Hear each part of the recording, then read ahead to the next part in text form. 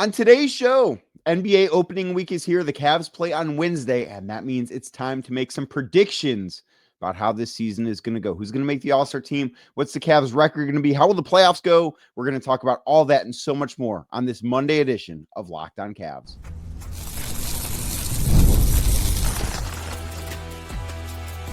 You are Locked On Cavs, your daily Cleveland Cavaliers podcast. Part of the Locked On Podcast Network.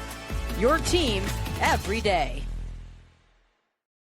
What's up, everybody? My name is Danny Cunningham, and I cover the Cleveland Cavaliers over at my Substack, The Inside Shot. And thank you for making this edition of Locked On Cavs your first listen. And thank you to those of you that make Locked On Cavs your first listen every single day. You can find the show anywhere you get your podcasts, Apple, Spotify, or anywhere else. Please, while you're there, do us a favor, give us a 5-star rating, leave us a nice review, and make sure you are subscribed there or wherever you get your podcasts. And if you're watching us on YouTube as we get started, do us a favor, hit that thumbs up button for us, click subscribe, and hit that notification bell so you don't miss the latest Locked On Cavs content. A proud part of the Locked On Podcast Network, your team every day. In today's episode, brought to you by FanDuel, because right now, new FanDuel customers can bet just $5. And if your first $5 bet wins, you get $300 in bonus bets to use all across the app. Head to FanDuel.com to get started. The Cleveland Cavaliers begin the season on Wednesday. I am excited. I'm sure you are excited.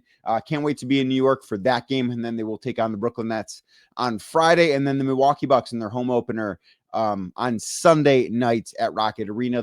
Just as a quick programming note as we get started here, the Whip Around episodes will be back. Planning on putting that out probably Tuesday, mid-morning, early afternoon. Going to have a regular Tuesday episode, but as the Whip Around show always is, that will be like that secondary episode of the day. So plan for that to be in your feeds at some point on Tuesday. Very excited to have that back in all of our lives. But let's get to some season predictions, because we've got 82 games of regular season Cavs basketball that we are about to start watching on Wednesday. A lot is going to happen, and I think it's going to be a very, very good season for the Cleveland Cavaliers. And I think that for the second consecutive year, the Cleveland Cavaliers will finish with the top record in the Eastern Conference. This year, I have the Cavs not finishing as strong as they were last regular season. I thought last year's regular season was obviously pretty magical. They had a 16-game winning streak. They had a 15-game winning streak to open up the season, which is the second best start in NBA history. I don't know that they're necessarily going to do that again. Not ready to predict that. I think that would be a pretty bold one. They also had a 12-game winning streak mixed in there. I think, and those things all obviously were big reasons why the Cavs won 64 games last year. I think this year the Cleveland Cavaliers are going to, as I said, have the top record in the Eastern Conference and finish with a record of 61-21. That would obviously be one of the best records in franchise history. They last year winning 64 games is incredible. It was the second best record that the Cavs have ever had, only behind the 2008-2009 team that won 66 games for a while. It looked like the Cavs were going to be able to surpass that before they had a 4-game losing streak during the month of March last season. I don't know that that's going to be in jeopardy this year. I don't know that the Cavs get off to quite the start they did last year. Like I said, 15-0, very hard to match, very, very, very hard to surpass. Only been done one time in NBA history.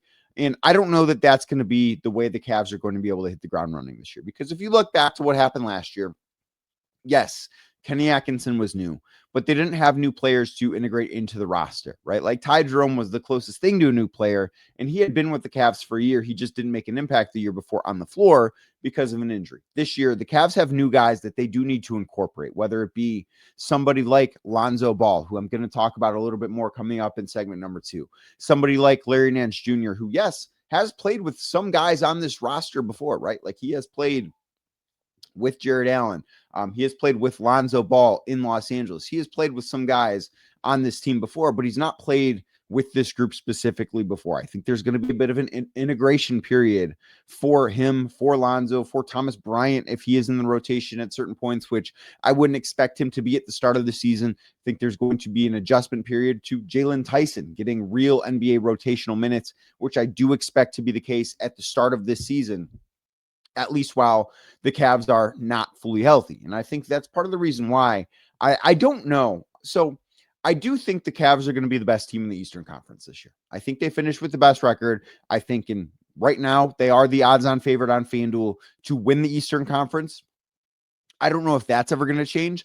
I don't think they're going to go wire to wire this year the same way they did last year. Last year, there was not a single day once the Cavs started playing basketball. There was not a single day in which they did not have the best record in the Eastern Conference. I don't expect that to be the case this year. So from the start of the season last year, from their very first game, the Cavs obviously won their first 15, but from their very first game, they had the best or tied for the best winning percentage in the Eastern Conference. I don't know that that's going to be true. Now, that obviously could be, or it won't be if they lose opening night in New York against the Knicks, which, hey, is a possibility. That could be a thing that happens. But I don't think they're going to go wire to wire as the top seed in the East. I expect them to finish there. I do think that they will finish with the best record in the East. I don't think New York has a team that is like 60 win caliber, the way that I think the Cavs are. And I do think that with the injuries that the Cavs have right now, they might not get off to the fastest start. And if they don't get off to the fastest start, I don't think that is all that big of a deal. I don't think it's going to be anything worth panicking about, because I do think one thing that is going to be different about this team compared to last year's team is I think that this team will be a better team in the postseason than they were in the regular season. Now, that can be very hard to do when you win 60 plus games, but I think that this team, while last year's team, I wasn't ready to say it like day one. And if you go back and listen, I'm sure you can kind of gather how I felt. I was not sitting here at this very desk in this very room speaking into, I have gotten a new microphone since then. But on this very podcast, I wasn't there at the start of the season. I was like, this Cavs team is a championship contender. I didn't think that to be true. They obviously proved me wrong during the regular season. They grew into that, but I wasn't sitting there opening night saying, man, the Cavs, when they beat Toronto by 30, they could win the title. That didn't cross my mind. Now, as I sit here at 9:30 in the evening on October 20th, I believe the Cavs have a very good chance, if not will, win the title. And I think that is a big difference from last year to this year. But I also didn't expect them to go wire to wire last year. I don't expect them to go wire to wire this year. But they won 64 games last year, and they were not a better team in the postseason than they were the regular season. Now, that first round series, they were, and I think a lot of that had to do with Miami, one, not being very good, and then two, in games 3 and 4, kind of quitting and rolling over in a way that I never thought we would see from a Miami Heat basketball team. And then we know what happened in the second round, and a lot of that certainly can be attributed to injury, not all of it, but certainly some of it does get the injury designation, and that matters as part of this conversation. But I do think that this team, the way that they are built, is better situated to compete in the postseason. I think this team, as they're constructed, given the fact that I do think they will be better defensively, given the fact that I think they will be maybe not quite as good, but very close to just as good offensively as they were last year. I expect them to be a top 5 offense, probably a top 3 offense would be more fair expectation. Number 1, I'm not so sure. Number 1 all time or number 2 all time, the way they were last year. I don't know if that's a fair thing to expect, just because that is just so lofty. But I look at this and say they should be a team that is more well-rounded. And if you look at the 2 teams that played in the finals last year, Oklahoma City was the most well-rounded team in basketball. They were just hellacious defensively. They were so good on that end of the floor. And then they were very, very good offensively. The Indiana Pacers, now they didn't get off to the best start of anybody, right? Like they were a team that I think they were 40-17 in their final 57 games to get to 50 wins. They did not get off to a great start, and the Cavs are not going to get off to a start that slow the way Indiana did last year. But their numbers needed to catch up. But if you look at who they were from January 1st on, like they were an incredibly balanced team that a lot of things said, yeah, this is going to be a very, very good postseason team. And obviously they were. I expect the Cavs to not necessarily look like the Pacers or look like the Thunder, because stylistically, I do think they are different. But I think this is going to be a more well-rounded team. I think it's going to be a team that is better defensively. Last year, they finished 8th in defense, which to me, that is the place where fringe contenders finish, right? Like when I think of, and I know that I understand that teams will look at it and say, well, if you're top 10 in offense and top 10 in defense, you are elite. You're a championship contender. if that's who you are. And I understand that. I can't get all the way there with that. Like, I think it's more so if you are top 5 in both, you are a championship contender. I think that is more fair. Like, top 10 in both, you are a team that could be in the conference finals. No doubt. Could be a conference finals team, could make the finals, but I don't think that you're often enough going to be a favorite. If you're top 5 in both, you are going to be one of the favorites. And like Indiana last year was not even top 10 in both. And that kind of gets back to that slow start they got off to that I mentioned. They were 14th in defense. They were 9th in offense. So their regular season profile wasn't necessarily elite, but a lot of that was tied to the slow start they got off to. And Tyrese Halliburton, I believe, had an injury earlier in the year. Oklahoma City, for that matter, they were 3rd in offense for the full season. They were 1st in defense. I don't expect the Cavs to be 1st in defense. I think that's going to be OKC again. But I do think the Cavs will be 1st or 2nd in offense, and I think it will be top 5 in defense. That is going to be one of the biggest surprises about the Cavs, is that they are going to be a very good, if not great, defensively. I think that is what this team trends towards. I think their roster speaks to them being able to do that much better. And I do think, too, they're going to care about that into the floor. Maybe in a way that they didn't. I don't want to say they didn't care about it, because that wouldn't be fair, and that's not true. But I think last year they spent a lot of time seeing what they could do. And I think this year, Kenny Atkinson has a better idea of the personnel because, one, he's been here before. And yes, there were some changes, but I think the changes that they made fit in with what they want to do. I don't know that we're going to see the Cavs do as many different things. I think we're going to see the Cavs maybe try and do more things better, if that makes sense. It's almost like defensively last year, the Cavs wanted to be able to do everything good. And this year, I think they're going to want to be able to do most things great. And there's a difference there if you think about it. And I think that difference could vault the Cavs ultimately from being the 8th best defense to being the 4th or 5th best defense. And if that's the case, we are going to feel great about the opportunity this Cavs team has to not only be in the finals, but win the finals. Now, how do I see the postseason playing out? Who could they potentially match up with down the road? We're going to talk about that. Plus some potential awards talk. Who could maybe who's going to finish on this Cavs team? Who's going to get the most MVP votes? Because someone on the team's getting votes. Who's going to get the most? I'll tell you who I think it is next, right here on Locked On Cavs. But first, today's show brought to you by Peloton. Peloton is shaping the future of fitness with the brand new Peloton Cross Training Tread Plus, powered by Peloton IQ. It's their most advanced equipment yet, designed to give you real-time guidance and endless ways to move, whether you're running, lifting, or cross-training with your favorite instructors. This is training reimagined. Peloton is built for breakthroughs with tools that help you plan, stay motivated, and most importantly, reach peak performance. The Peloton IQ system offers real-time strength coaching. It actually tracks your reps, suggests the right weights, and corrects your form, making every rep safer and smarter. Plus, the swivel screen is a total game changer because you can go from running on the Tread Plus to strength training without missing a beat. Plus, the personalized class recommendations keep you engaged, so you get workouts tailored to your vibe and energy level each and every week. So let yourself run, lift, flex, and push forward. Explore the new Peloton Cross Training Tread Plus today at onepeloton.com. That is ONE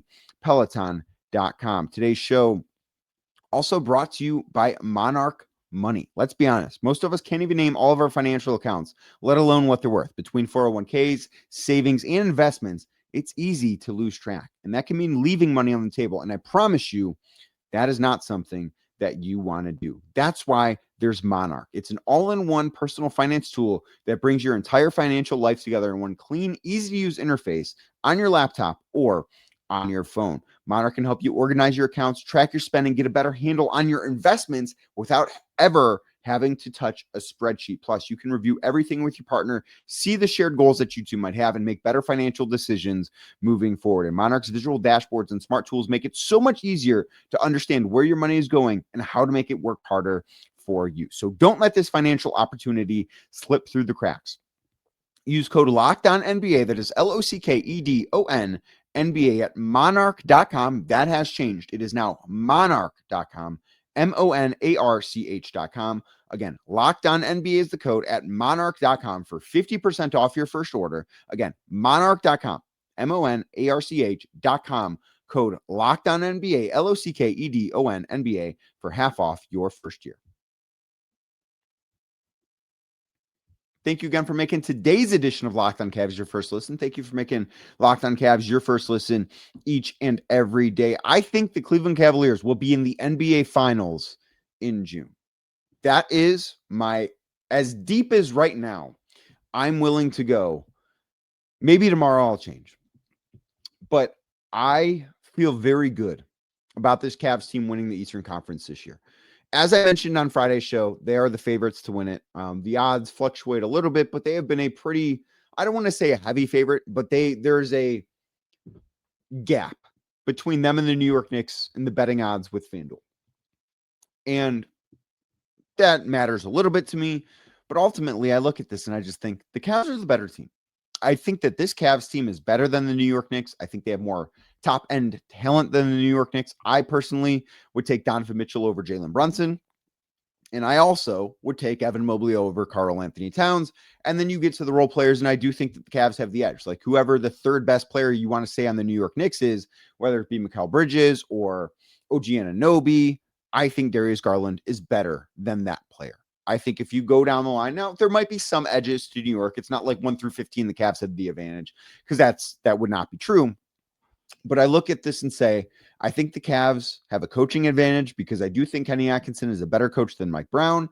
I think that the Cavs have a talent advantage. I think the Cavs have the best player in that series. And ultimately, I think the Cavs have 2 of the 3 best players in a potential series between them and the New York Knicks, because I think that highly of Donovan Mitchell and because I think that highly of Evan Mobley. This isn't to say the Knicks aren't good, because the Knicks are very, very good. But ultimately, I think the Cavs will face the Knicks in the Eastern Conference Finals, and I think they win that series in 6 games. I think it is one of the moments of Donovan Mitchell's career is going into Madison Square Garden, because as I mentioned, I think the Cavs will have the top record in the East, which means a game 6 would be in New York, a game 7, if necessary, would be in Cleveland in that series.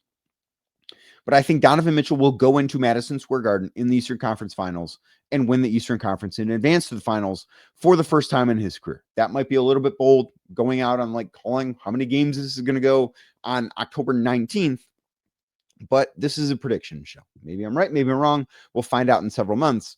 But I think that is what's going to happen. I think that is going to be to date. Now we'll see what happens if that does come true and the Cavs advance to the finals. I think it's very, very matchup dependent. Like, I don't know how great I feel about them beating OKC. If anybody else comes out of the West, which I think is very, very possible, I would feel much better about that Cavs matchup.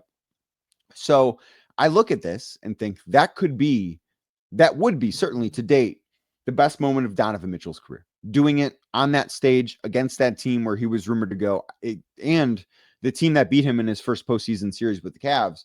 I don't know that there's a better like storybook type of ending to this season or to this Eastern Conference battle, I guess, because that would obviously not be the end of the season, given they'll be advancing in this scenario. So I think that is the way that this postseason is going to go. Now, there will be some similarities between this upcoming postseason and last postseason, because last postseason, the Cavs swept Miami Heat in the first round. I obviously have no idea who the Cavs are going to face in the first round this year. No clue. Nobody knows. But I do know, or I don't know, I'm predicting the Cavs will once again sweep their first round opponent. It could be several teams. You could name 5 teams and say the Cavs are going to face this team that's going to be the 8th seed, and I'd believe you. You want to tell me it's Toronto? Sure, could be. You want to tell me it's Miami again? Maybe it is. I don't know. You want to tell me that it's Chicago? That makes sense.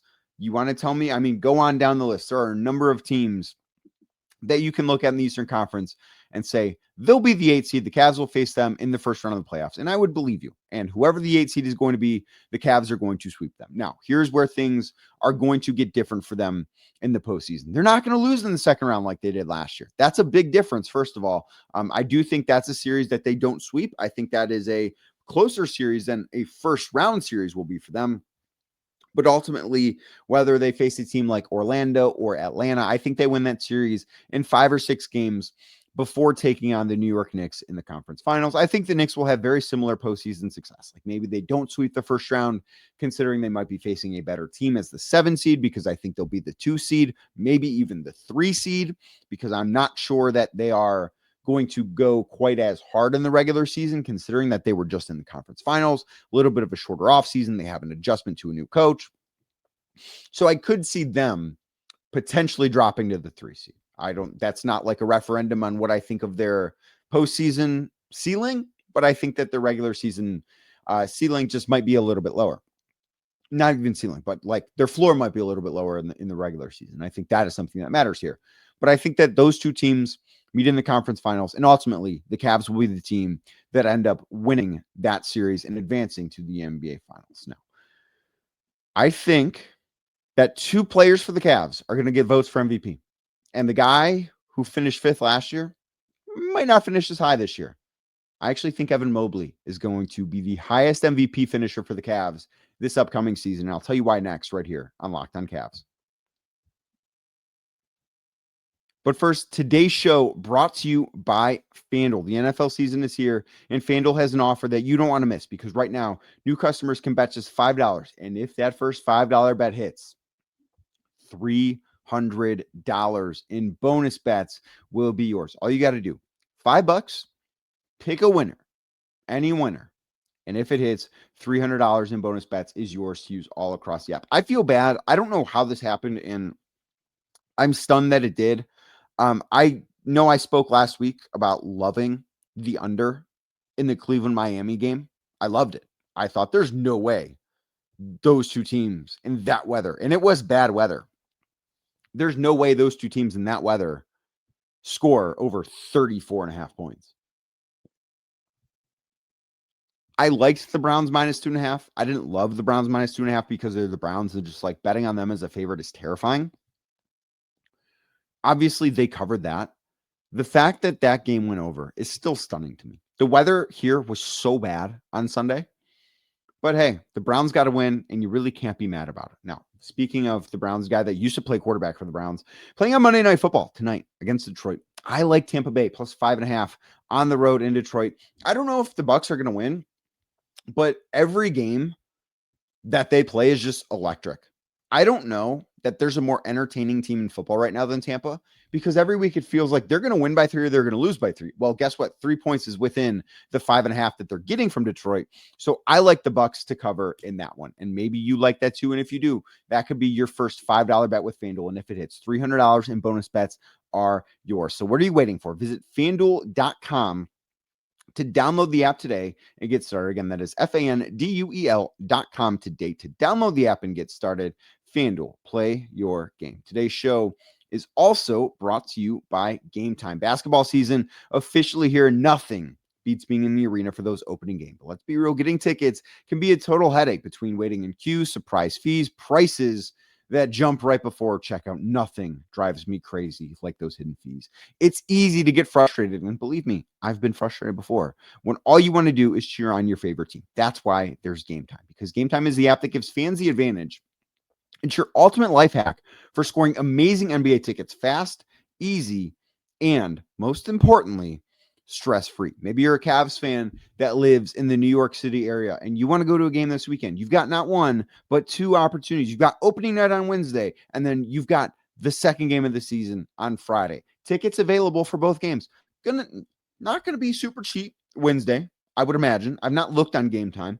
I would imagine they're not going to be super cheap for that game. However, Friday night in Brooklyn, you might be able to get some good seats at a pretty good price. And Game Time is the place where you're going to be able to do that. Plus, there's zone deals, total game changer, because you pick the section and Game Time picks your seats, you save big. Maybe that's what you want to do on Friday in New York. You can even find NBA tickets for under $25. So take the guesswork out of buying NBA tickets with Game Time. Download the Game Time app, create an account, use code LOCKEDONNBA for $20 off your first purchase. Terms to apply. Again, code LOCKEDONNBA, LOCKEDON NBA for $20 off that first purchase. Swipe, tap, ticket, go with Game Time. Thank you again for making today's edition of Locked on Cavs your first watch on YouTube. And if you are watching, do us a favor, make sure you hit that thumbs up button as we roll along here. Click subscribe and hit that notification bell so you don't miss the latest Locked on Cavs content. Last year, Donovan Mitchell finished 5th in MVP voting. He was first team All-NBA for the first time in his career. It was the highest MVP finish in his career, surpassing the 6th place finish that he had his first season in Cleveland with the Cavaliers. I think this year, Donovan Mitchell, once again, receives votes to be the MVP. I don't know that they're going to be first place votes, but he receives MVP votes similar to the way that he did last year. Now, Mitchell last year was not the only member of the Cavs that received MVP votes. As you know, Evan Mobley got one single fifth place vote, which put him, I believe, like 11th or 10th, somewhere down the list in MVP voting. Now, no one expected Evan Mobley to win MVP, and I don't expect Evan Mobley to go out and win MVP this year. But the fact that he last year received a vote, I thought was a big deal. I think that is an honor, because how many guys in the NBA are very, very good players, sometimes make the Hall of Fame, and never, ever once receive a vote to win MVP? It happens. Evan Mobley is already reaching those heights, and I think that this year, again, both Donovan Mitchell and Evan Mobley receive votes to win MVP. I don't think either of them win MVP, but I think Evan Mobley will finish higher in voting than Donovan Mitchell does. I think Evan's going to have a great year for the Cavs. And this is something I know I've talked about a lot on this podcast, but I think that he has a real opportunity to show the next step forward in his game. Last year, I think we're all in agreement, he made a pretty big jump, particularly on the offensive end of the floor. Now, he's been a great defender for some time. He's already been a two-time finalist for Defensive Player of the Year, won the award this past spring after being a third-place finisher, I believe it was, in his second season in the NBA. I don't know that he's going to do that again this year, but I think his offensive game is going to take a leap up.